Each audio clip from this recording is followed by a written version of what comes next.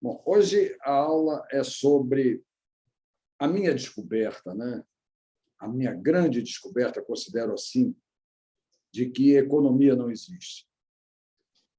Já faz tempo. E eu tenho que contar para vocês como é que foi e depois, na medida do possível, encaminhar aqui a, a minha tese de doutorado, que foi, ou tem sido até agora, a mais expressiva demonstração dessa descoberta. Vamos lá. Tudo começa, na verdade, essa descoberta começa quando eu tinha 16 anos, com uma pergunta que eu fiz. Eu estava assistindo a um documentário chamado Os Anos Loucos, grande parte era de filmes mudos, e passavam, de repente, em um determinado momento, passaram umas cenas de Nova York, né? Ali de Wall Street, da Bolsa de Valores, né? Aqueles papéis todos no chão, e, em seguida, cenas da Grande Depressão, com pessoas passando fome, aquele desemprego todo. E eu queria saber o que era aquilo, né? Que era a quebra da Bolsa, Grande Depressão, e eu não conseguia resposta de jeito nenhum.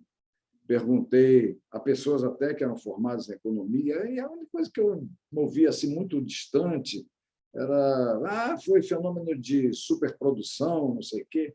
Eu procurei uma resposta para aquilo e não consegui de jeito nenhum. Na época, eu era ainda, né, 16 anos, eu estava para entrar para o pré-vestibular, depois fiz vestibular para medicina, me afastei muito disso e me afastei muito disso. Voltei depois, quando fui fazer política ali na clandestinidade, a entrar em assuntos relativos a capitalismo, né? Mas também não tive oportunidade, embora estudasse muito, de encontrar material que me levasse a esclarecer aqueles acontecimentos. Bem, entrei depois, acabei o curso de medicina, fui fazer ciências sociais e a pergunta continuava. Só que, com aquele tempo de estudar, né, na clandestinidade, né, da prática política e também já na Faculdade de Ciências Sociais, eu consegui melhorar a pergunta, fazer a pergunta de maneira adequada. De maneira adequada. E, a partir dela, eu, na verdade, comecei a ter condições de encontrar a resposta que eu pretendia. Só não imaginava que a resposta que eu pretendia encontrar fosse me levar à descoberta que levou. Porque a pergunta foi feita da seguinte maneira, eu peço bastante atenção a isso. Eu já tinha alguma iniciação em ciências sociais, alguma iniciação dentro do pensamento de Marx, e a pergunta, e voltando às coisas, a pergunta era assim: que fenômeno era aquele em que as pessoas tinham meios de produção para trabalharem nele, estavam qualificadas para o trabalho, mas não chegavam a esses meios de produção para produzir o que eles podiam ter como produtos finais. A outra pergunta era essa: como é que a produção era jogada fora, produção de comida, produção de roupa, produção, enfim, de um monte de coisas úteis ao cotidiano das pessoas, como essas coisas eram estocadas, não eram distribuídas, e as coisas perecíveis eram até jogadas fora, enquanto tinha milhões de pessoas dependendo disso, milhões de pessoas necessitando disso. Em outras palavras, como é que tinha comida, né? Principalmente comida que era uma coisa perecível, e gente passando fome, e essas pessoas não tinham acesso a essa comida, e essa comida ou perecia de fato, ou era jogada fora, ou, enfim, né? Os fatos é que elas não atendiam absolutamente àquela fome que cada vez mais se espalhava pelo mundo, num mundo vinculado ao funcionamento do capitalismo nos Estados Unidos. Então, comecei a investigar assim, tanto quanto na marra, né? E, principalmente, ouvindo, né, que teve um autor, que era John Maynard Keynes, que falou a respeito do assunto na época, teve uma polêmica com o presidente Franklin Delano Roosevelt dos Estados Unidos, daquela que tinha um programa chamado New Deal. Então, essas coisas todas, New Deal, né? Então, essas coisas todas elas estavam ali sendo buscadas por mim para que eu encontrasse nelas uma explicação, e nada, e eu não tinha até condições de encontrar, porque eu não sabia ler economês, né? Estava forçando a leitura do Keynes sem saber ler economês. Ao mesmo tempo, comecei a ter oportunidades de começar a lecionar em ciências sociais e comecei a lecionar sociologia, e o que é a base do que eu lecionava em sociologia eram os três clássicos, Marx, Weber e Durkheim. Numa turma de filosofia do IFIT, eu estava dando aula de Marx. De repente, um aluno, isso era no ano de 1979, um aluno fez uma pergunta: professor, o que é capital? E eu tomei um susto com a pergunta, porque realmente senti que eu não tinha condições de responder. Eu disse, mas antes que eu acusasse o golpe, o aluno falou assim: é porque eu perguntei para uma professora tal, que disse que deu o capital inteiro, e ela não soube me responder. Eu já estava, naquele momento, lá para as tantas, quase finalizando o livro 2 do Capital. Na edição que publicava na época, nós tínhamos o livro 1 em 2 volumes, eu tinha lido, e nós tínhamos o livro 2 em um volume só, e eu tinha já lido cerca de 3/4 daquele volume, e estava, claro, uma vez terminando o volume 2, por entrar no volume 3, que estava dividido, no livro 3, desculpem, no livro 3, que é dividido em 3 volumes. Então, repetindo, o livro 1 tinha 2 volumes, eu tinha lido, o livro 2 tinha um volume só, eu estava lá bem avançado na leitura dele, e o livro 3 tinha 3 volumes, e eu não tinha entrado nesse livro. E aquela pergunta me pegou também, assim, sem saber responder. Eu até comecei a falar com um aluno, dando a definição de capital de David Ricardo, mas sem muita convicção em relação ao que eu estava respondendo. Eu não julgava que estivesse esclarecendo ali coisa alguma para o aluno. Mas o que aconteceu? Eu resolvi ir para casa, tive um acesso, comecei a ir para casa e comecei a investigar dentro do que eu havia lido no Capital, as proposições básicas do Capital, para descobrir o que seria capital, qual seria a substância básica do capital. E cheguei a algo que me surpreendeu na ocasião, talvez porque a leitura, embora pudesse trazer aquilo ali como trouxe, pois, afinal de contas, foi revendo aquela leitura que eu descobri, ela ficava encoberta por outras coisas ali e não aparecia, não deixava ver com clareza o que seria a substância do capital. E capital seria, rigorosamente, no pensamento de Marx, força de trabalho. Força de trabalho, e força de trabalho que não se encontrava apenas nos homens, né? No físico dos homens. Não estaria somente aí.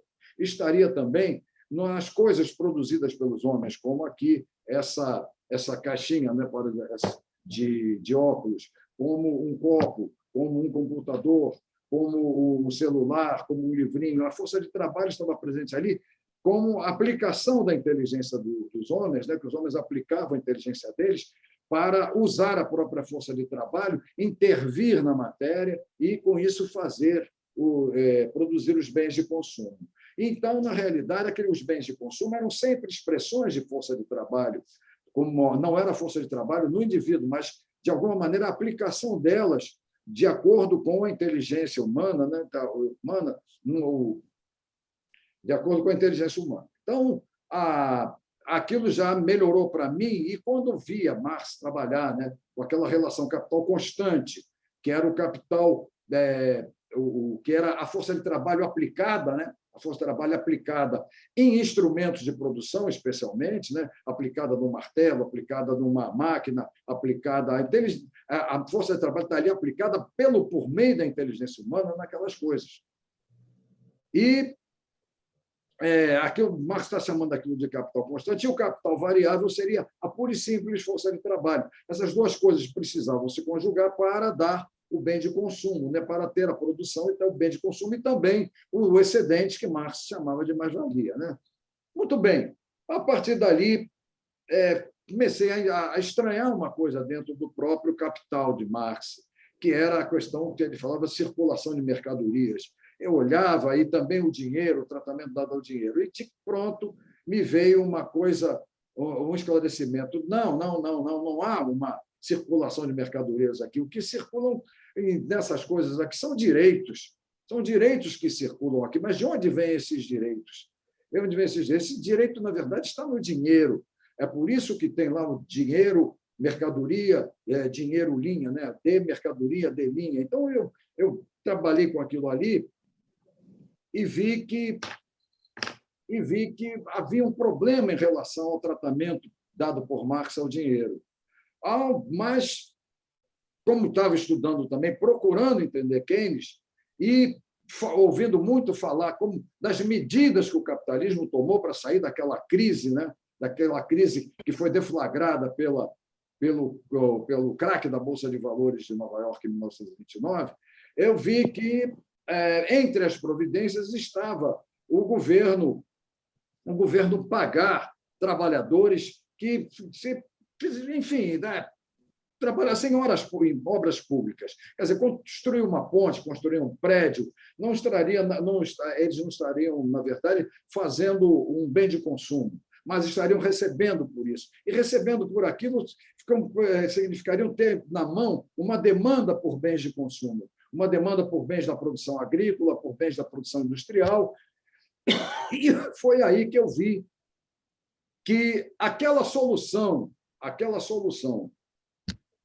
que, sem muita noção do que estava fazendo, o Franklin Delano estava propondo para o capitalismo e que estava embutida naquela ideia do Keynes de falar no papel ativo do dinheiro, no capitalismo, essas duas coisas, né? Essa coisa do Roosevelt e do Keynes, me levaram a crer, montando com o problema de Marx que tinha em relação ao dinheiro, que aquilo que chamavam de crise econômica não era outra coisa senão um colapso de circulação de direitos. Na ocasião, eu considerei um colapso de direitos de apropriação às formas de força de trabalho. Quer dizer, o dinheiro seria, para mim, um direito esse que daria condição de ter acesso aqui a uma caixa de óculos, a um copo, ao computador, ao alto-falante, ao livro. Então, eu comecei a entender que as pessoas não tinham acesso à comida porque elas não tinham o direito na mão, e esse direito era precisamente o dinheiro. Era o dinheiro que lhes faltava para elas chegarem aos bens de consumo que elas tanto precisavam. E, na realidade, a produção tinha parado exatamente porque não tinha ninguém com dinheiro na mão. Não tinha ninguém com dinheiro na mão para comprar. Ou seja, não tinha ninguém com direitos para dar os direitos em troca daquela produção, que seria depois reaplicado numa produção subsequente, produzindo mais coisas, e para as quais haveria ou não uma demanda por dinheiro, uma demanda por meio de dinheiro para a obtenção dessas coisas produzidas. Aí eu não tive mais dúvidas. Disse, olha, espera aí, tem alguma coisa aqui que me diz que a economia não existe. Não, a economia não existe, porque crise econômica não é colapso de circulação de direitos. Depois eu aperfeiçoaria isso, melhoraria isso. Naquele momento, estava pensando desse jeito. Aí fui fundo no Keynes. Quando eu fui fundo no Keynes, eu vi que Keynes, no final do capítulo 2, ele fazia uma coisa que ele dizia da seguinte maneira: olha, se eu fizer desabar essas três proposições aqui, eu vou desabar a economia clássica, ou seja, a teoria clássica da economia. E desabou, e fez desabar aquilo. Quando eu olho aquelas proposições, especialmente uma, que seria a equivalência entre o preço da oferta global e da procura global, em rigor, a lei da oferta e da procura, né, uma coisa decorrente da lei da oferta e da procura, eu não tive dúvida. Se derruba isso, está derrubando a lei maior da economia, aquilo que dizem ser a lei maior da economia, aquilo que dizem ser o princípio da ordem da economia. Eu disse, se ele derruba isso, não existe ordem econômica. Que diabo é isso? E como é que inventaram isso? Como é que inventaram uma coisa dessas? Aí eu comecei a fazer perguntas. E o que havia nessa história? Porque, para mim, era muito claro que clara a proposta de Keynes. Se eu derrubasse as três coisas aqui, eu derrubo a economia clássica, mas eu derrubo a estrutura dela, a estrutura do pensamento dela, estrutura que derruba as bases dela. E vou recomeçar com outra coisa, que será a consideração de que o dinheiro não é neutro, como ela diz. O dinheiro tem um papel ativo nisso tudo. Ou melhor, é por meio de dinheiro que se age no capitalismo. Aí a coisa começou a ficar cada vez mais clara. E eu fui vendo também naquilo que eu mostrei para vocês naqueles anos de 1687, 1688, 1689, 1690, aqueles 4 anos em que, com a publicação dos princípios matemáticos de filosofia natural de Newton, com a Revolução Gloriosa, o juramento da Bill of Rights pelo rei Guilherme III, e a publicação das principais obras de Locke, especialmente do segundo tratado sobre o governo civil, que havia ocorrido uma revolução em que uma grande mudança de valores políticos, ou melhor, em que os valores políticos passaram a ter valores tais que não eram mais os valores absolutistas, e sim valores civis, e que naquela mudança tinha uma coisa muito clara, que era a perda da soberania por parte do rei, e soberania essa agora que era pensada como própria da sociedade civil. Então, a sociedade civil, ou, no caso dos ingleses, a Commonwealth, era a nova soberana, era aquela que era dotada dos valores que estariam acima de todos os demais valores existentes em sociedade. E aí fui vendo, caramba, o Locke, que é o teórico dessa coisa, no ano seguinte, 1691, briga com um homem chamado Dudley North, já falei para vocês dessa briga, porque o North queria comércio exterior livre, mesma coisa que foi proposta pelo Adam Smith lá em 1776. O que ele queria? E o Locke não queria comércio exterior, queria controles centrais. Aí eu comecei a olhar o Locke como alguém que estava em contradição. O Locke era o grande teórico daquelas novas instituições políticas, na época eu chamava de liberais, mas hoje sei que eram apenas civis. Locke era o grande teórico das instituições civis e, no entanto, não estava liberando absolutamente o comércio. Não liberava o comércio, queria vigilância em torno do comércio. Depois eu vou ter que pular essa questão, que ela tem uma resposta longa, e eu posso pular e voltar a ela depois que falar as demais coisas que tiver que falar aqui. Mas, no momento, deixa eu pular essa questão. Mas o importante dali é que eu vi que faltava uma coisa na teoria do Locke, naquele momento revolucionário, que era a teoria da ordem própria da sociedade civil. A sociedade civil, ela era soberana, ela não, embora ela olhasse, a Commonwealth olhasse para o céu, visse uma ordem newtoniana, com Deus autorizando aos homens funcionarem segundo leis naturais, e por conta própria, eu via que aquele modelo que era tão importante naquele momento revolucionário, ele não tinha dado ainda a sua teoria da ordem da sociedade civil, da ordem civil pura, ou, se quiserem, da ordem pura da sociedade civil, como queiram falar. E isso tinha ficado em aberto. Foi o que me fez ver que, quando Adam Smith vai escrever lá em 1776, publicar já, a Riqueza das Nações de 1776, o que ele fez não foi outra coisa senão propor a ordem de mercado, o sistema de mercado, como a ordem civil pura, como a ordem apolítica pura, a ordem na qual a política não devia se meter, o governo não devia se meter, porque ela seria a ordem pura. Então, eu entendi que havia ficado uma coisa para se completar ali dentro daqueles mandamentos teóricos que estavam dentro daquela teoria revolucionária de final do século XVII. E isso acaba chegando lá no Adam Smith. Só que tem um drama dentro disso aí. Um drama que não é pequeno, que é o drama do dinheiro. Porque o dinheiro representava o comando central, representava o rei que estava sob controle. Depois haveria muitas coisas sobre isso. Naquela ocasião, o rei estava sob controle, sim, estava sob controle. O rei é o que é o dono do dinheiro, é ele que carimba o dinheiro, é com a figura dele que carimba o dinheiro, é. Então, caramba, o que está acontecendo aí? O que está acontecendo nessa história toda? Aí eu fui ver que o Adam Smith tinha feito uma teoria neutralizando o dinheiro em tese, né? Em tese. Ou seja, os homens agiam, na verdade, por meio do dinheiro, e que os particulares que agiam por meio de dinheiro, eles agiam por meio de dinheiro porque o dinheiro era garantido pela figura do rei, pela centralização política existente. Havia uma contradição naquilo. Aí eu comecei a explorar, mas uma coisa já estava certa para mim: esse negócio de economia foi inventado. Foi inventado lá pelo Adam Smith, completando tudo isso, e uma coisa bem que reforçava bem aquilo tudo, era o fato de Adam Smith ter estudado exatamente a astronomia newtoniana, que é a ordem do universo, e ter trabalhado aquela ordem ali, a ordem do mercado, de uma maneira muito aproximada à ordem sugerida pelo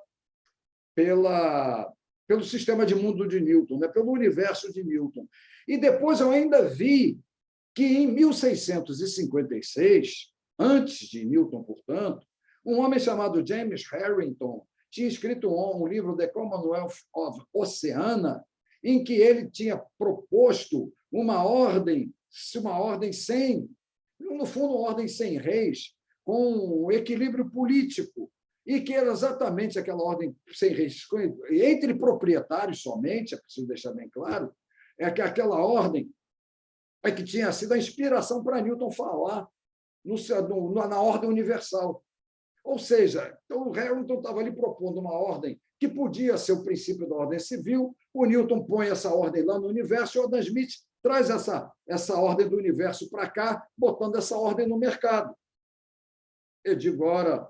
Mas o que o Adam Smith estava fazendo ali? Ele estava tirando o dinheiro da história. E tudo se fazia por meio do dinheiro. O que o Keynes descobre, de fato, espera aí, eu estou aprendendo uma coisa chamada economia, que diz que o dinheiro é neutro. O dinheiro não é neutro coisa nenhuma. É por meio do dinheiro que se comanda tudo. Foi por aí que eu comecei a ver que o dinheiro não era apenas direito, o dinheiro era também meio de comando. Era por meio do dinheiro que se tomava as iniciativas, era por meio do dinheiro que se governava, era por meio do dinheiro que se investia na produção. Mas o que o Adam Smith tinha inventado? Uma ordem em que o dinheiro não fazia nada disso. Por que ele inventou isso? Porque ele tinha, de fundo, uma pergunta. Ora, bolas, ele era um naturalista. Como é que a pergunta que, no fundo, não está explícita dentro da riqueza das nações, mas que foi a pergunta que, de fundo ali, é a pergunta silenciosa, a primeira pergunta silenciosa, aliás, que é: como é que o dinheiro, que não é meio de produção, porque o dinheiro não é máquina, o dinheiro não é terra, o dinheiro não é martelo, o dinheiro não é instrumento de produção nenhum, como é que o dinheiro pode ser comandante da produção? Porque, é claro, ninguém começa a produção sem dinheiro. Você quer começar uma produção, você bota todos os meios de produção aqui parados, mas você tem que ir lá pegar dinheiro no banco, você vai contratar trabalho, vai ter um monte de coisas. Enfim, a produção ela vai ser comandada não pelos meios de produção em si, mas pelo dinheiro. E o dinheiro não é meio de produção. Por isso, o Adam Smith achou um absurdo e botou isso para fora. Não, isso aqui não pode ser. Eu vou ver um outro lugar para o dinheiro. E pior ainda para Adam Smith, uma outra coisa. Como é que o dinheiro, que não é bem de consumo, pode ser a finalidade da produção? Porque, é claro, a produção burguesa era voltada para a acumulação de dinheiro. Era você usar dinheiro para ganhar mais dinheiro. O dinheiro usado na produção para, no final, ter mais dinheiro de volta. E em outras coisas também que se empregava dinheiro para ter mais dinheiro de volta. Então, o que o Adam Smith perguntava, a segunda pergunta era essa. Bolas, como é que isso que não é bem de consumo pode ser a finalidade da produção? Então, ele fez uma teoria em que ele negou ao dinheiro essas duas coisas que são próprias da realidade do dinheiro. O de comandar a produção e de ser a finalidade da produção. Ora, com o tempo, eu fui vendo que não era outra coisa senão algo que, no fundo, a humanidade não se dá conta de que o dinheiro continua sendo a violência comandando o trabalho, que o dinheiro é uma coisa garantida pela violência. É uma expressão da violência, uma expressão incruenta da violência legítima, da violência dos governos, por meio da qual vai se comandar trabalho, vai se comandar consumo, vai se comandar, enfim, uma série de coisas na sociedade, transferências de bens, essas coisas todas, e ele está no meio disso tudo aí devido à força política dele, à representação política que ele tem, mas uma representação política de tal maneira, que é feita de tal maneira que esconde a realidade política dele, que é essa coisa de ser um instrumento da violência legítima, da violência consentida. Então, a partir daí, eu não tinha mais nenhum tipo de dúvida de que já estava aí, era descobrir uma coisa atrás da outra, e a certeza absoluta de que a economia não existia. Só que eu, ainda muito infantil, né, julguei que iam dar atenção para isso, né, que iam fazer com que eu, afinal de contas, conseguisse a oportunidade de estudar, de desenvolver essas coisas todas e tal. E não, as coisas estavam fechadas para mim, fechadas aqui, fechadas ali, fechadas em todos os lados. Bom, eu procurei também, outra coisa que eu vi também era que as pessoas fugiam de mim e não conseguiam me derrubar nas discussões, não conseguiam derrubar de jeito nenhum e fugiam, não davam atenção, não ficavam ali, não ficavam para discutir, não ficavam para se transformar, não, fugiam, simplesmente fugiam. Aí, um dia, eu vi um prospecto, né, do doutorado de economia, do doutorado, do prospecto do doutorado no Instituto de Economia, que na época chamava-se Instituto de Economia Industrial, e que tinha lá uma ementa de uma das áreas de pesquisa que parecia que tinha sido escrita por mim, assim, exatamente para vincular a economia política à política de fato, né? A política de fato. Tipo, é exatamente isso que eu faço.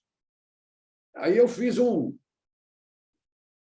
projeto chamado Economia, Obstáculo Político e Epistemológico, e depois eu tirei o político porque ele já está contido dentro da palavra epistemológico. Então, depois uma coisa para ver. E eu vi, e por que eu tive que falar em obstáculo epistemológico?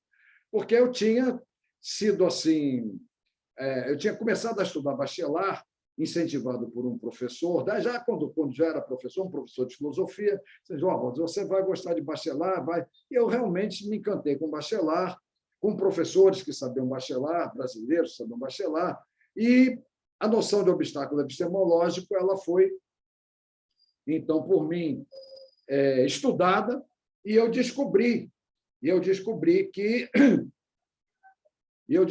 que essa noção que a Bachelard dava, que, na verdade, é um fato, né? A noção nós temos é uma noção que ele, Bachelard, tinha a respeito de um fato, né? É uma noção também que eu adoto a respeito de um fato. Só que era isso que me mostrava a resistência a aceitar as pessoas aceitarem, né, que economia não existe. Aí eu vi, eu tenho que botar a economia, obstáculo político e epistemológico, como disse a vocês, tirei o político, só que, de repente, me criou um problema.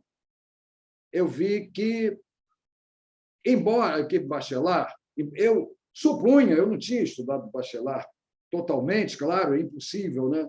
Mas, nem mesmo visto tudo, eu vi que, com o bacharel, nunca tinha chegado a um ponto, embora eu estivesse supondo que ele algum dia tivesse feito isso, em que ele pudesse chamar uma determinada ciência, ou uma ciência qualquer, sei lá, de obstáculo epistemológico, dizer que alguma ciência era um obstáculo epistemológico.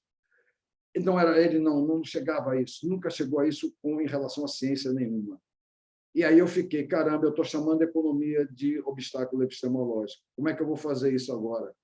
Como é que eu vou resolver o problema? Foi aí que eu vi que o Bachelard é um autor aberto e que dava condição de desenvolver uma ideia que chegasse a isso, né? Que chegasse a encontrar a economia como obstáculo epistemológico a partir do pensamento dele. E vi o meu velho amigo Emílio Durkheim, de que eu falei para vocês aqui, falando, entre outras coisas, né, que aprender alguma coisa, saber, forma de nós um ser social, põe em nós maneiras de pensar e sentir, que ele chama de maneiras de agir. Aí eu vi, está aqui em Durkheim a solução. Eu tenho que considerar que as ciências fazem parte, desde que sabidas como são ensinadas nas escolas, da personalidade das pessoas, da personalidade cognoscente das pessoas, e assim vai. Personalidade cognoscente é uma noção que eu tive há pouco tempo, tá? Mas as pessoas sabiam por meio das ciências, ou seja, a nossa personalidade não é uma coisa apenas de ser bem-humorado, mal-humorado, coisa assim. É também nossa maneira de agir, nossa maneira de sentir, nossa maneira de conhecer as coisas, né? Então, que eu precisava trabalhar com Bachelard e chegar a uma noção de obstáculo epistemológico que se estendesse para o caráter sociológico ou político dessa noção. Foi o que eu fiz e foi parar no segundo capítulo da tese. Que depois que foi recalchutada, né, e está ajustada toda, foi parar como segundo capítulo do livro. E esse capítulo tive com ele uma aprovação, sem dúvida, porque uma professora, né, a professora Marli Bulcão, já era vinculada, né, ligada à Sociedade dos Amigos de Bachelard, lá em Dijon, na França. Ela foi encarregada de fazer, né, um dossiê Bachelard no Brasil, e ela tinha estado na minha banca de doutorado, e ela falou, Walter, vou postar aquele seu capítulo nesse dossiê, você arranja alguém para passar esse capítulo para o francês, porque eu realmente não saberia fazer isso, e eu vou levar esse capítulo para ser publicado em Bachelard no Brasil. Eu digo, ótimo, tudo bem, entusiasmado. Mandei o capítulo que foi feita a versão dele para o francês, mandei o capítulo, então, para ela mandou lá para a França, só que deu um problema na diagramação da revista, o máximo ali era 14 páginas, eles não publicavam nada que fosse além de 14 páginas, e o meu dava 23 páginas, ora vejam vocês, naquela diagramação. Então, ia ficar de fora, mas o coordenador daquela publicação resolveu fazer uns cortes para botar esse capítulo, né, dentro daquela publicação. E nos cortes que fez, chegou a 19 páginas, 5 a mais do que do limite da revista, né? 5 a mais daquele limite de 14 páginas do caderno, né, do dossiê. Então, ele teve que levar para o conselho editorial, e no conselho editorial explicou, mandou, leu, e abriram exceção e publicaram. Então, eu posso dizer que, com essa aceitação lá da Sociedade dos Amigos de Bachelard, e abrindo até uma exceção para isso, eu posso navegar, né, tranquilo quando falo de obstáculo epistemológico e inconsciente científico, que foi a noção que eu criei para falar que a economia hoje faz parte de um inconsciente científico na nossa cultura. O que Bachelard trabalhava era o lado psicológico do conhecimento, e então ele falava inconsciente do espírito científico. Eu, como botei essa coisa do lado sociológico do conhecimento, ficou inconsciente científico, que é algo que creio eu, foi aprovado, está aí a aprovação, sem dúvida, nessa publicação, e me faz mostrar e falar com vocês exatamente isso, que a grande dificuldade está aqui. Não basta saber economia, né? Acontece que a economia mostra, como qualquer saber, economia é algo que está, qualquer saber já vê, que está sempre pronto a abocanhar a nossa personalidade, ou abocanhar traços de personalidade em nós, a dominar traços de personalidade em nós, que ele não vai existir sozinho no livro. O conhecimento não existe sozinho no livro, não existe sozinho numa exposição, nada disso. Ele tem que ser praticado. E, para ser praticado, o que acontece? Ele vai ser praticado, em geral, ele é praticado por quem o aprendeu e o fez também, e o fez traço de sua personalidade. Mas, quando se faz de um conhecimento um traço de sua personalidade, o que se faz é estar dominado por um conhecimento. E o conhecimento se agarra entre nós, principalmente ao nosso instinto de conservação. Aí é fogo. Se agarrando ao nosso instinto de conservação, é aí a base do obstáculo epistemológico, né? Que nós vamos resistir, porque retirar de nós um conhecimento que tomou conta da nossa personalidade, que é parte da nossa personalidade, que está usando o nosso instinto de conservação, remover um conhecimento desse é remover um traço de personalidade, é remover algo que está defendido por um instinto de conservação. É traumático, é traumático. Há necessidade de se refazer. Por isso, eu também passei a adquirir um comportamento em relação ao conhecimento muito cauteloso. Eu tenho sempre que ver se o conhecimento que eu pratico é um conhecimento que está me dominando ou um conhecimento com o qual eu estou sempre dialogando. Aí é que está. O problema, na medida do possível, para mim, é sempre botar em diálogo com os conhecimentos. Por exemplo, agora, Adam Smith. Será que eu conheço Adam Smith? Conheço, eu acho que conheço Adam Smith, sim, estudei muito ele. Conheço Keynes? Acho que sim, estudei muito Keynes, todo não, claro, nenhum dos dois saber todo, mas sei muito. Mas será que eles me dominam? Não, não me dominam, não me dominam, não me dominam. Aí é que está. Eu estou sempre pensando nesses conhecimentos, eu não estou nunca pensando de acordo com eles. Eles são conhecimentos que eu uso como referências para trabalhar outros, para dialogar e tudo, mas eles não me dominam. Não deixam de ser referências para mim, claro que não. Não deixam de servir para mim até para fazer perguntas para outros, mas dominar, eu agir como Adam Smith age, não. Eu agir como Keynes age, não. Mas um economista formado, principalmente os liberais, dessa turma aí da Instituto Fomises, né, não sei, Milênio, então essa turma toda tem isso como traço de personalidade. Então, você fala com eles, o mercado já é traço de personalidade neles, o sistema de mercado é traço de personalidade neles. E os keynesianos, a mesma coisa. A preferência pela liquidez não é apenas um Keynes dialogando contra a escola clássica dos economistas, mas é um Keynes que já está... Keynes, nesse ponto, sendo maneira de agir do próprio keynesiano. E aí é perigoso, né? Aí é tudo perigoso. Há algo também importante para mim, né? Que é uma coisa que valeu muito, porque eu não custo, para mim não é problema falar dessa experiência pessoal para vocês. Eu era marxista até como traço de personalidade. Não, vocês não tenham dúvida, como traço de personalidade, eu era marxista. Eu não era só marxista, tinha outros autores que dominavam também a minha personalidade. Isso antes. Então, hoje, eles não dominam tanto, né? Porque a gente vai procurando fazer catarse disso tudo, mas é um processo que não cabe falar agora. Seja lá como for, eu era marxista, então eu olhava qualquer coisa, estava querendo ver luta de classe e tudo, queria ver o econômico, queria ver o econômico como base, queria ver as infraestruturas, superestruturas ligadas. Quando eu descobri que a economia não existe, eu fui para o pensamento de Marx e disse, não dá mais para ser marxista. E aí eu tive que reconstruir Marx para mim.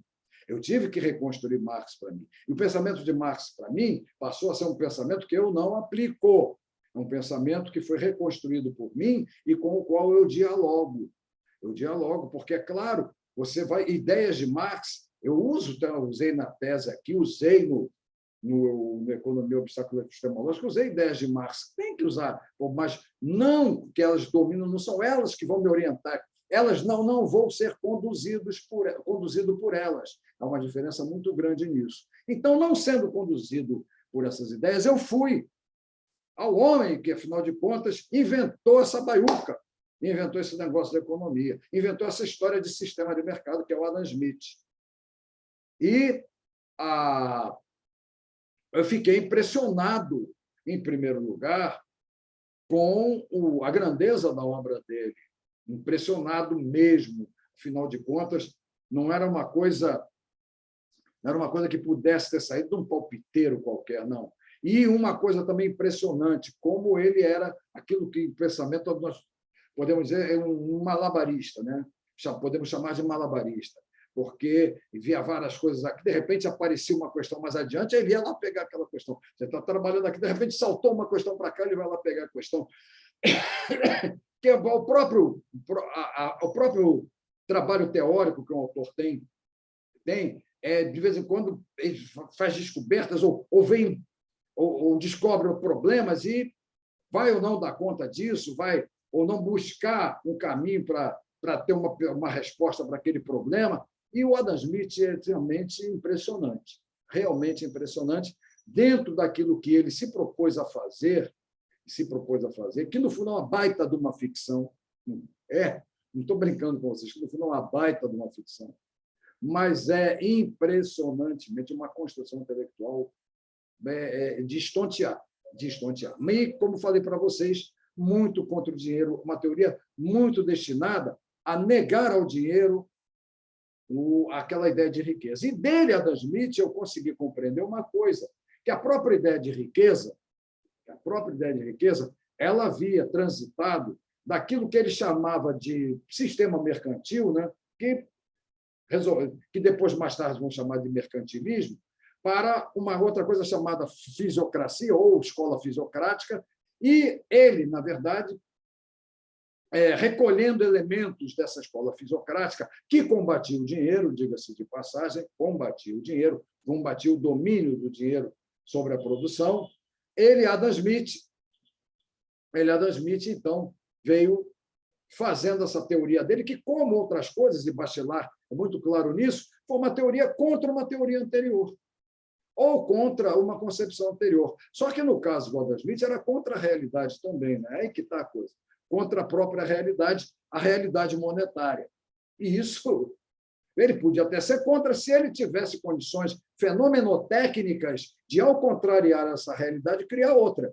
Isso é impossível. Ele contrariar uma realidade monetária e criar uma realidade que seria economia de fato. Isso ele não teria uma fenomenotécnica para isso. Ninguém tem fenomenotécnica para isso. Isso é tranquilo também. E não creio, não vejo como possa um dia resolver isso. Mas, voltando a ele, Adam Smith, é um trabalho de grande coerência. E o ponto mais importante ali, vamos primeiro considerar o seguinte: The Wealth of Nations. Mas vamos ver assim, wealth, que palavra é essa? Riqueza das nações? Pode ser traduzido isso, mas vamos ser bem claros, bem claros. Essa palavra ela pode nos enganar, porque nós consideramos riqueza, em geral, bens de consumo. E aquilo, e wealth, não é igual a rich ou riches, não é igual a riquezas nesse sentido de bens de consumo, ou de um brinco que eu porto, ou de um enfeite que eu posso comprar, ou de uma medalhinha que eu... Não é isso. O wealth é qualidade de vida. Então, é claro que tem que ter para a qualidade de vida, tem que ter o abastecimento, prosperidade e segurança. Ou seja, o atendimento das suas condições básicas de vida, segurança, não esquecer que segurança está nisso, e também uma prosperidade nisso. Ora, então não é algo mais relativo à qualidade de vida, tá? E é nesse sentido que ele está pensando, e ele pôs como ideia de que a base da qualidade de vida de qualquer sociedade, e cá entre nós, não estaria errado em relação a isso, ela vem do trabalho produtivo, aquele trabalho que cria os bens de consumo. Mas esse trabalho não é a única coisa que se pode fazer em sociedade, é o que a gente vai chamar de trabalho produtivo, né? Em outros trabalhos são necessários à sociedade, mas não são trabalhos produtivos, não são trabalhos que produzam bens de consumo. Embora hoje, do jeito que o capitalismo se expandiu e agiu, muitos serviços aí já se tornaram bens de consumo, até os bancos, né, têm a ousadia de falar que os produtos dos bancos, produto do banco, lá sei lá, um fundo de ações, um fundo de um negócio de previdência, que é um produto bancário. Olha, eu tenho uma certa paciência. O capitalismo chegou até isso. Mas o Adam Smith ele está vendo trabalho produtivo e trabalho improdutivo. Não que o trabalho improdutivo não seja necessário, ou não fosse necessário, né? Falando nos tempos dele, como a coisa relativa à saúde, como relativa à educação, como relativa a transportes, como relativa à justiça, à segurança. Essas coisas todas, elas são necessárias, mas elas não produzem o seu sustento, vamos dizer. Elas não produzem o seu sustento. Quem produz o sustento disso tudo, para o Adam Smith, é o trabalho produtivo. É o trabalho produtivo. Então, não tem essa coisa nele. O trabalho produtivo é a base que vai sustentar a sociedade inteira. Não está errado se a gente olhar isso, tá? Não está errado.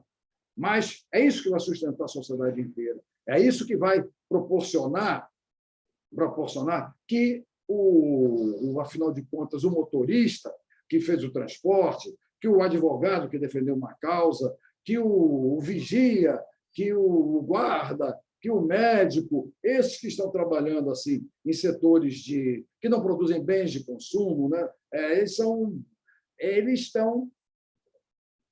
têm que ser sustentados pelo excedente do trabalho produtivo, né? Pelo excedente do trabalho de bens de consumo, ou, mais precisamente, de bens de subsistência, para nós podermos entender essa coisa toda. Então, ele pode fazer uma teoria a partir daí, primeiro negando ao dinheiro a condição de riqueza. Não, dinheiro não é riqueza. Ele vai contrapor e vai mostrar que os países que mais se desenvolvem são exatamente os que têm menos dinheiro. E vai fazer uma comparação, principalmente, entre Inglaterra e Espanha. E a Espanha, que teve, né, pelo saque que produziu aqui nas Américas, que teve a maior entrada de metais amoedáveis na Europa e a maior fabricação de dinheiro ali. No entanto, ela não se tornou o país mais desenvolvido. Então, ele sai mostrando isso para dar valor ao trabalho produtivo, ao trabalho de bens de consumo, ao trabalho de bens de subsistência, eu prefiro falar assim.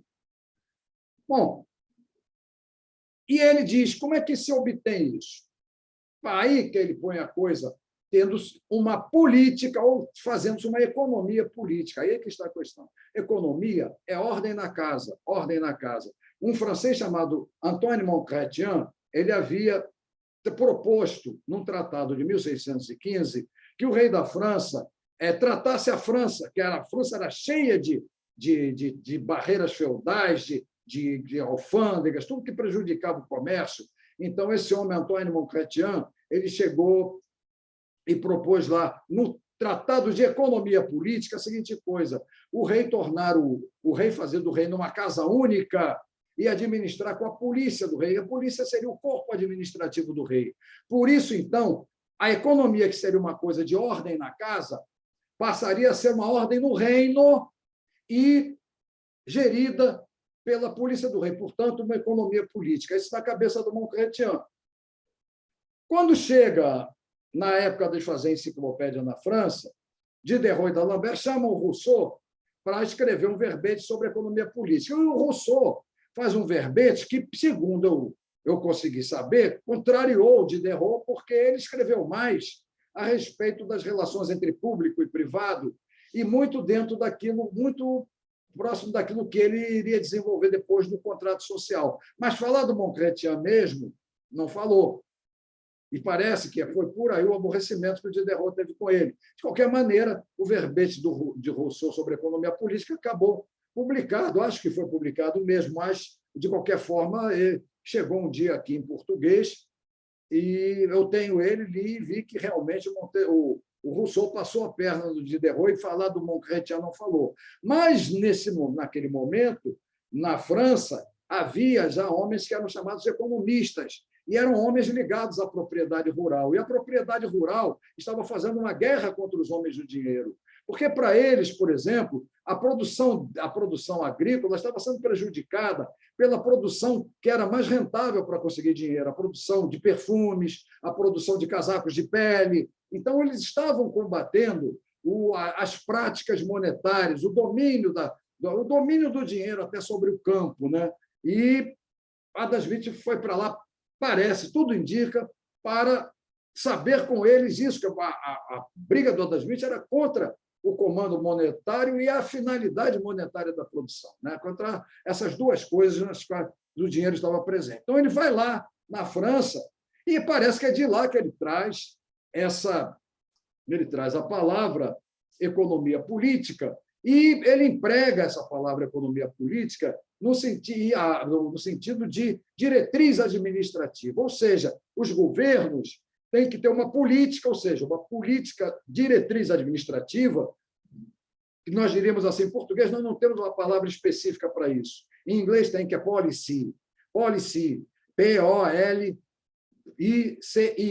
Essa palavra é de política específica, é isso que ele estava propondo ali, uma política específica. E que política específica seria essa? Uma política específica baseada numa ordem que seria a ordem econômica, a ordem.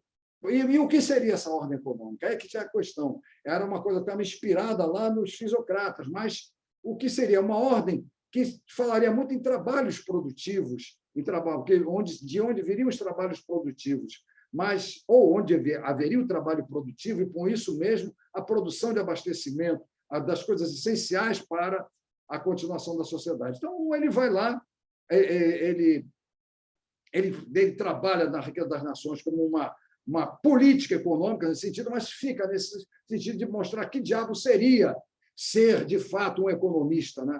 Ser um economista seria exatamente demonstrar o que seria a economia para a economia ser objeto de uma política governamental. Notem bem o que eu estou falando. Era falar de uma coisa chamada economia para que, deixando essa coisa chamada economia livre, ela fosse objeto de política governamental. E qual seria, no fundo, a política governamental? Deixar a economia livre. Mas como deixar a economia livre?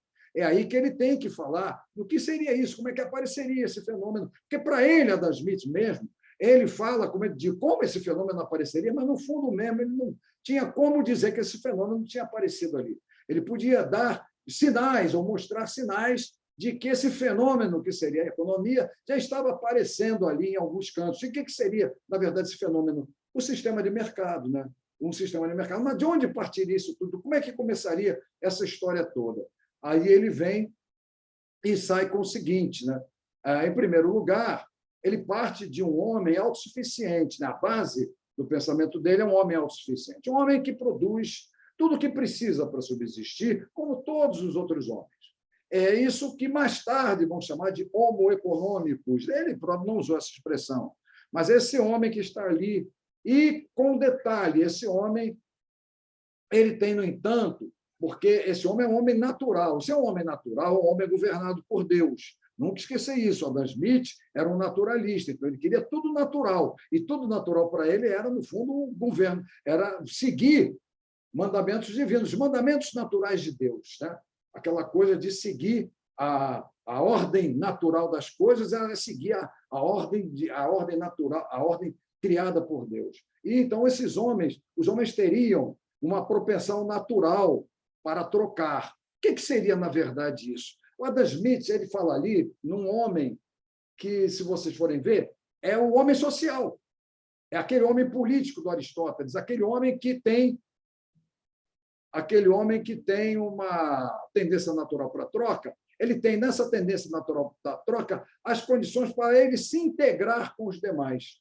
Então, aquilo que no Aristóteles era o homem político por natureza, que se integrava com os outros para fazer a polis, e que depois, vindo do latim, também se tem aquela ideia do homem ser, por natureza, um ser social, e isso vai chegar até o século XIX, e por que não está até os dias de hoje por aí, com quem acredita nisso, apesar da sociologia, esse homem natural seria, ou teria nessa natureza sociável dele, né, as condições integrativas da sociedade, porque toda sociedade que a gente vê, a gente faz a pergunta: qual é o laço integrativo dela?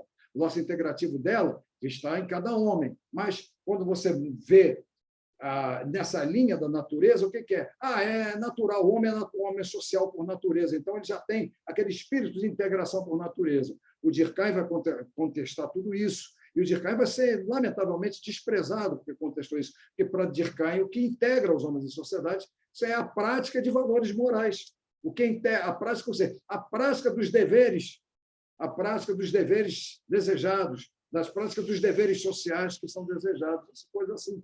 É o que está ali no Durkheim, que faz a integração entre os homens. Ou seja, praticando os fatos morais, os homens se integram em sociedade. Mas a versão do Adam Smith não era essa, estava muito longe de ser essa. Os homens se integravam porque tinham tendência natural para trocar. Então, como eles tinham tendência natural para trocar, autossuficientes, eles encaravam uns aos outros assim como homens que podiam abrir mão de produzir uma coisa para produzir excedentes de outra, enquanto eu aqui, que estou a trocar com ele, vou deixar de produzir isso do qual ele vai fazer um excedente e vou passar um excedente daquela coisa que eu produzo e ele lá deixou de produzir. Então, nós dois vamos trocar os nossos excedentes dessas coisas. E assim vai de homem para homem. Eu não tenho um quadro aqui para auxiliar nisso. No texto, no livro, está lá com isso, mas eu precisaria do quadro para mostrar como os homens vão abrindo mão,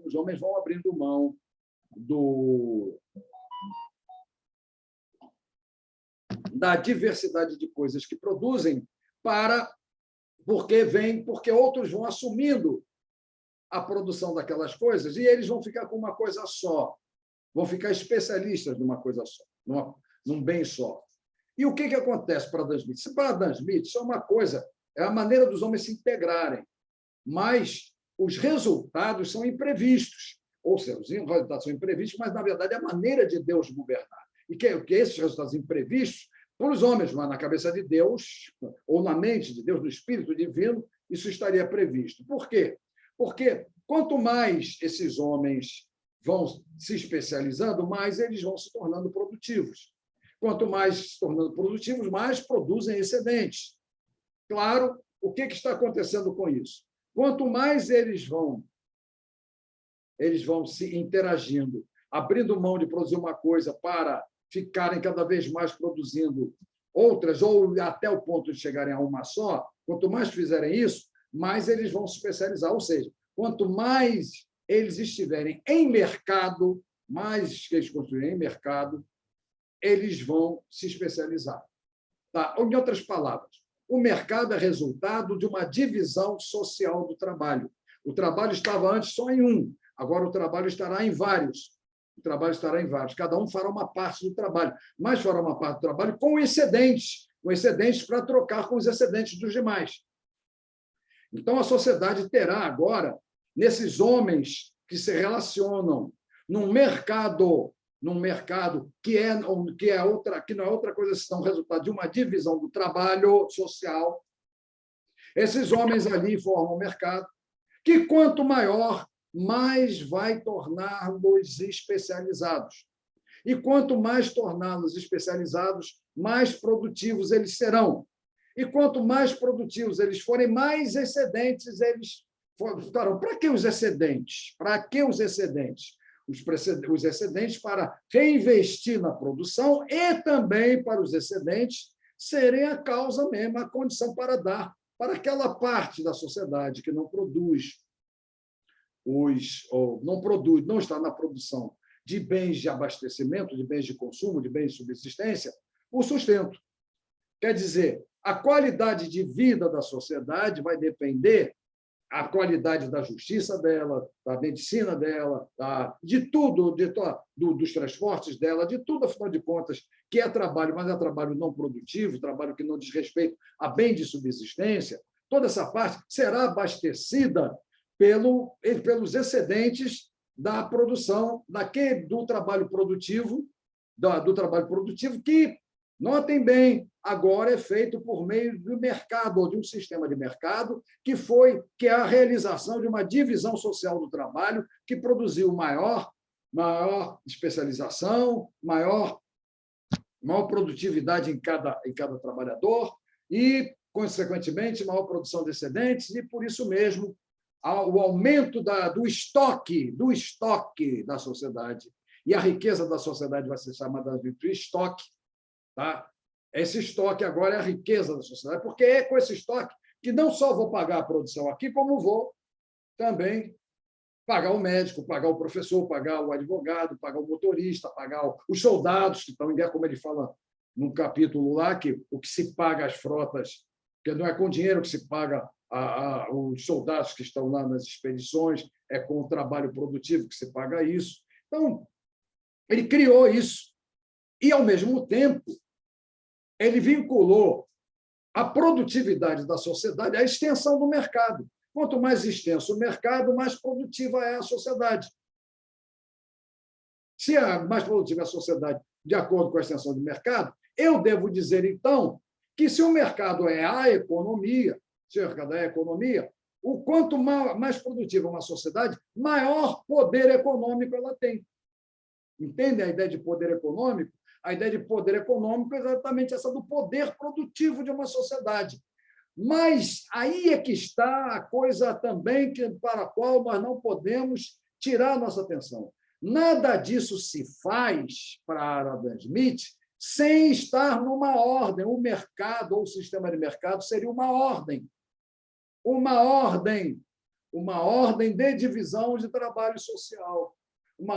de divisão de trabalho social, e, por isso mesmo, uma coisa que tem comando próprio, que é o seu excedente, que é o seu estoque da produção, e tem também uma medida própria dentro dela, que é o valor.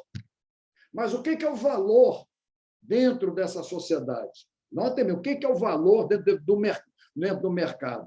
O valor é algo derivado da aplicação de trabalho, do trabalho produtivo. O valor vem do trabalho produtivo. Mas esse trabalho produtivo também varia em termos de criação de valor, na medida em que ele está sujeito a variações de produtividade devido à maior ou menor extensão do mercado em que ele está contido. Aí também vem a ideia do valor, que o valor é a medida, mas o valor ele está medindo a força do trabalho, né? A produtividade do trabalho. O valor é a expressão mesmo, a medida básica, a expressão da produtividade do trabalho. É isso que é o princípio mesmo, a metrética, né? O princípio de medida daquilo que estaria sendo distribuído dentro do próprio mercado, que seria salário, renda e lucro. A renda para o arrendador da terra, né? Para quem alugou a terra para o trabalho. O salário para o trabalhador e o lucro para o investidor, o capitalista. Agora, prestando sempre atenção, toda mercadoria teria essas três coisas. Salário, ela teria parte o valor do salário, parte o valor do lucro, parte dela seria salário, ou repassada para salário, para outra para lucro, outra para pagar o aluguel da terra. Isso, na cabeça do Adam Smith, ali já estaria tudo embutido em cada mercadoria. Bom, e a mercadoria dentro dessa ordem, cada mercadoria valeria sempre em confronto com as outras, né? Conforme expressão de trabalho que elas fossem. Quer dizer, se hoje eu tenho uma sociedade com uma determinada extensão de mercado, eu tenho uma produtividade maior, vamos dizer, para o pão de queijo. Bom, inventei o pão de queijo aqui na história. O pão de queijo. Aí o outro está com uma divisão lá para o copo de mate. Essas coisas, elas começam... É claro que tem para Adam Smith variações são devidas às condições dos meios de produção, às condições naturais dos meios de produção, que podem afetar a produtividade do trabalho. E, por isso mesmo, essas coisas, o próprio valor do trabalho e das condições também tende a ser alterado.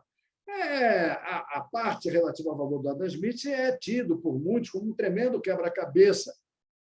Em parte, sim, mas a questão do Adam Smith é que ele não fecha, ele tem só o princípio básico daquilo que ele seria a metrética, né? Essa ordem, a ordem de medidas, né?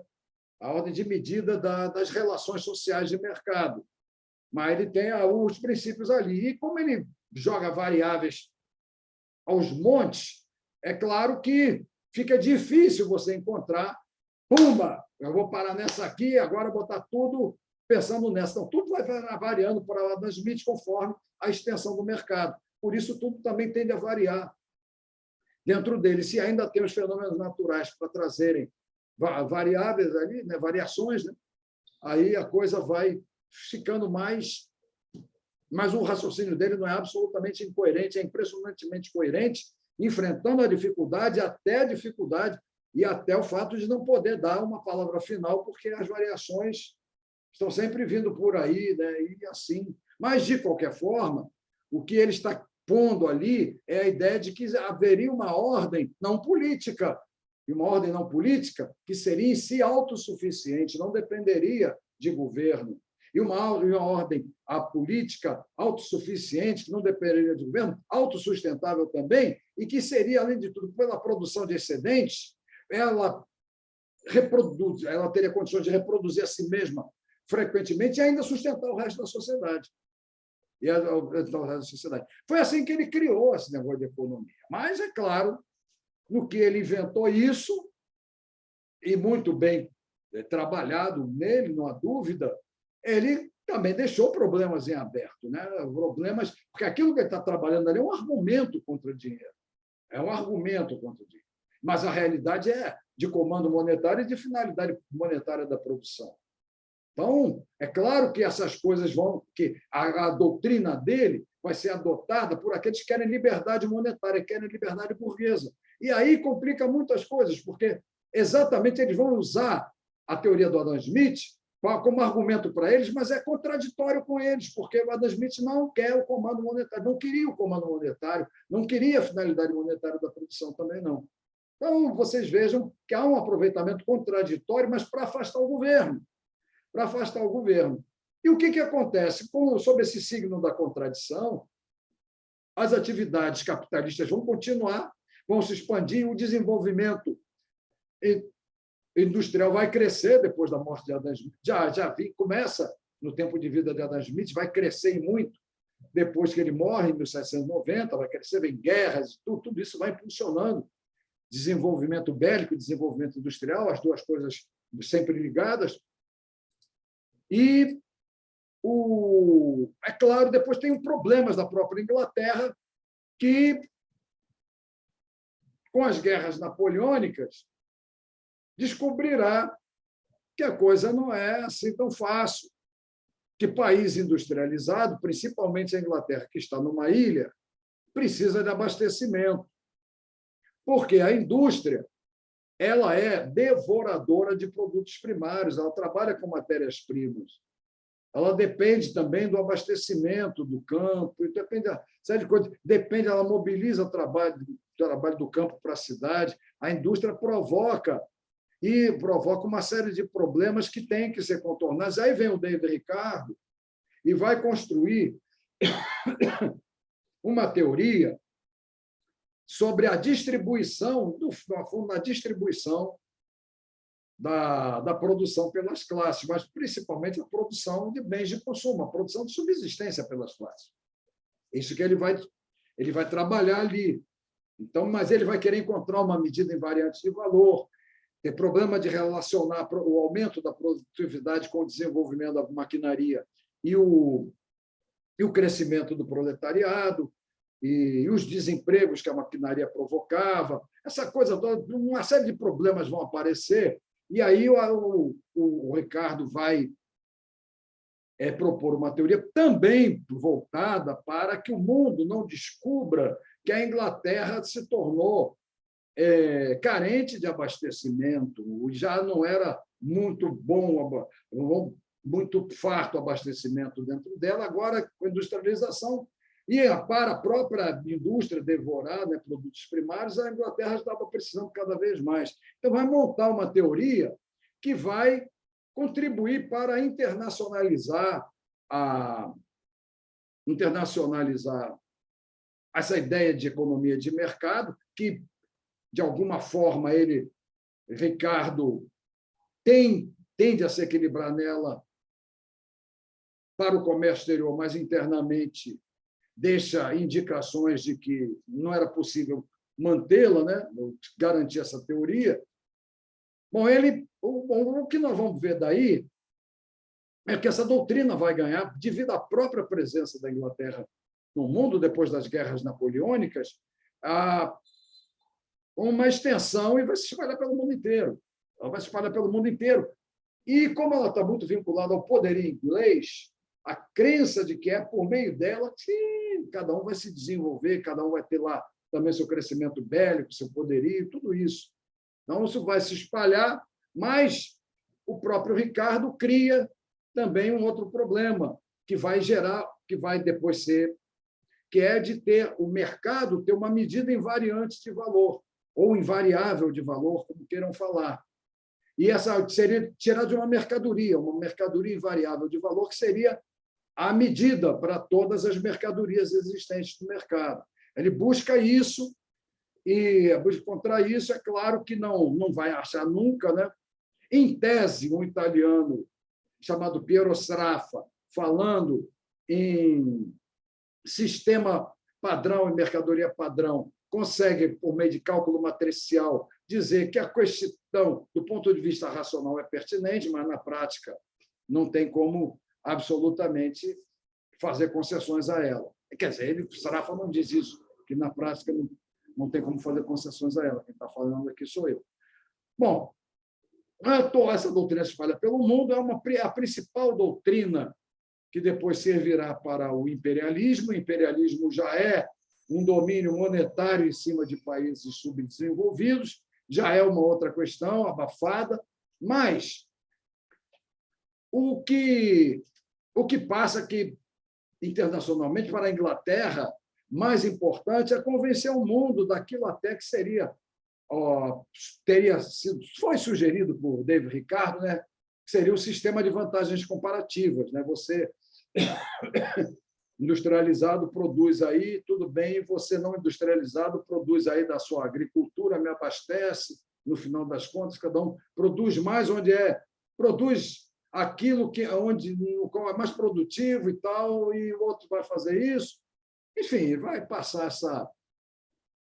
espalhar essa ideia de lei de vantagens comparativas, vai enganar o mundo, claro, sem dúvida alguma. E é por isso mesmo que a teoria dele é importância, é por isso que o Keynes vai se revoltar contra o uso do Ricardo, que ele, no fundo, vai dizer: caramba, o Ricardo o tempo todo negava aquilo que é a realidade, de que o dinheiro é que é o elemento ativo nisso tudo, é com dinheiro que se faz tudo. Aí começa Keynes a fazer as coisas lá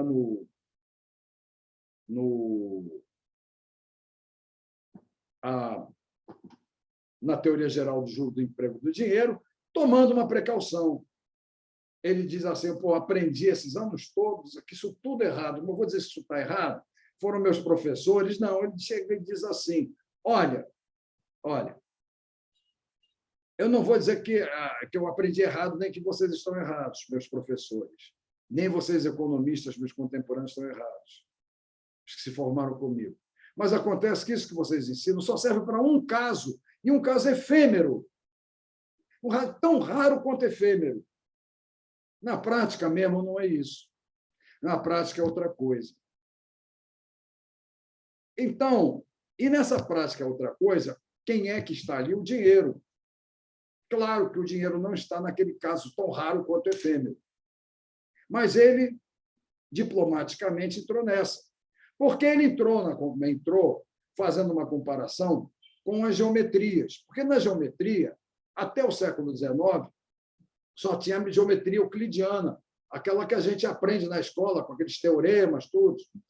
Só aquela teoria, só aquela geometria que a gente aprende, aquela era a única geometria existente. Mas, no final do século XIX, começaram a fazer geometrias de espaço curvo. Então, aquela geometria que era única, deixou de ser única. Mas ela não deixou de ser única, mas passou para o seu caso especial ser verdadeira. Ser válida, melhor falando assim, para o seu caso especial, que é o do espaço plano. As outras, relativas à curvatura de esfera, curvatura de cilindro, curvatura de cone, as outras, elas seriam casos especiais, como ela agora também era um caso especial, porque tratava só de um caso do espaço plano. Então, ele pega essa coisa que acontece na geometria e diz: olha, em economia nós temos que fazer isso. Botar esse caso ali, esse caso do equilíbrio entre oferta e procura, ali naquele lado que, bom, aqui só tem naquele caso raro quanto efêmero. E fazer uma economia, né, segundo a linguagem dele, que já seria monetária. E quando eu digo que a economia monetária, já não é mais economia, porque a economia foi feita contra o dinheiro, mas isso já... Isso, se você quer apurrinhar um economista, você fala uma coisa dessa. Mas, então, ele começa isso que chamaram de economia monetária, ou seja, quando ele começa a dizer que quem manda aqui é o dinheiro. E o dinheiro é o quê? É um filho da violência. É o filho da violência. E os economistas gostam de falar que o dinheiro é reserva de valor e unidade de conta. Ai, meu Jesus do céu! Ai, meu Jesus do céu! Essa é a ideia. A partir de Keynes veio essa. O dinheiro já não é uma mercadoria equivalente, universal. O dinheiro já não é mais um meio de troca. O dinheiro é unidade de conta. Olha só, meu Deus do céu! E reserva de valor. Reserva de valor. Bom, mas foi dessa maneira que começaram a trabalhar depois do Keynes, porque o Keynes, o quê? Ele botou o dinheiro de volta nessa história. Mas se ele botou o dinheiro de volta nessa história, ele criou um problema epistemológico. Problema epistemológico porque ele não desenvolveu, com o qual ele não se preocupou. Problema epistemológico esse que está aqui, que eu desenvolvi aqui no meu livro. Tá? Está aqui. Problema epistemológico, eu fui cuidar desse problema epistemológico. Porque, no fundo, o que ele fez foi dizer que a economia não existe, mas, por alguma razão, ou não se deu conta disso, ou não se deu conta disso, que eu acho que ele realmente não se deu conta disso, ou não quis dizer caso tivesse se dado conta disso. Assim termino, vou encerrar a gravação e vou deixar para vocês me fazerem perguntas. Tem muita coisa que pode ser perguntada. Há um monte, mas o tempo acabou.